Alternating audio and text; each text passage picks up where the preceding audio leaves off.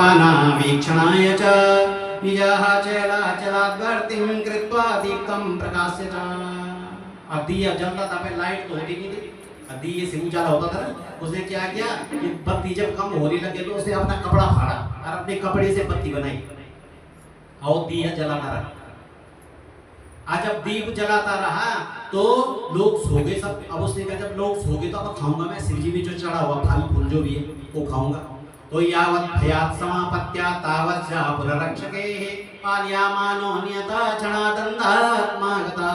और जैसे ही वो गया और थोड़ा उसके हाथ से कुछ गिर गया और लोग सोए हुए थे मंदिर के, उठे और लोगों ने कहा इसने हमारा या मंदिर में चोरी के लिए आ गया, देखो गोल्डी दी, और उसको मारा मारा मारा और उसकी मृत्यु हो गई गोल्डी दी की। जब मृत्यु हो गई तो यम के दूत आए, यम के दूत भी आए, उसी समय शिव जी के दूत भी आ गए। शिव जी के दूतों ने यमराज के दूतों से कहा अब ये हमारा है, यम के दूतों तुम चले जाओ। उनका क्यों? उन्होंने कहा इसने अंतिम समय में मेरे मंदिर में मेरी बत्ती जलाई, उसकी दिया दिए में कपड़े की, और रात भर जगा रहा और इसने खाया भी नहीं, इसलिए अभी हमारे लोग को जाएगा। इसलिए इसके अपराध भगवान शिव ने क्षमा कर दिए।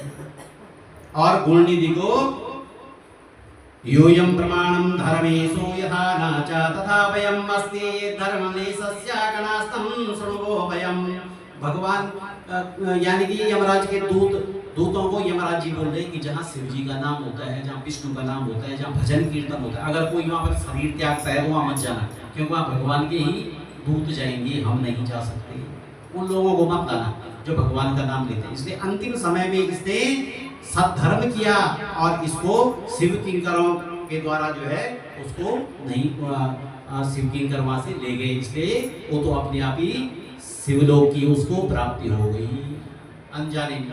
अब वो शिवलोक को गया और शिवलोक को जा करके जब वहां गया तो नाना प्रकार के भोगों को भोगा उसने। फिर अरिंदमस्याः तनया कलिंगाधिपतेरवो, वो आखिरी में फिर दूसरा जन्म उसका हुआ और वो कलिंग राजा के घर में जन्म लिया उसने, कलिंग राजा का पुत्र बना वो। तो यहाँ दान धर्म जो किया वो आगे जन्म में हमें मिलता जरूर है। जैसे राजा बलि की कथा मैंने बहुत दिन पहले बताई थी कि राजा बलि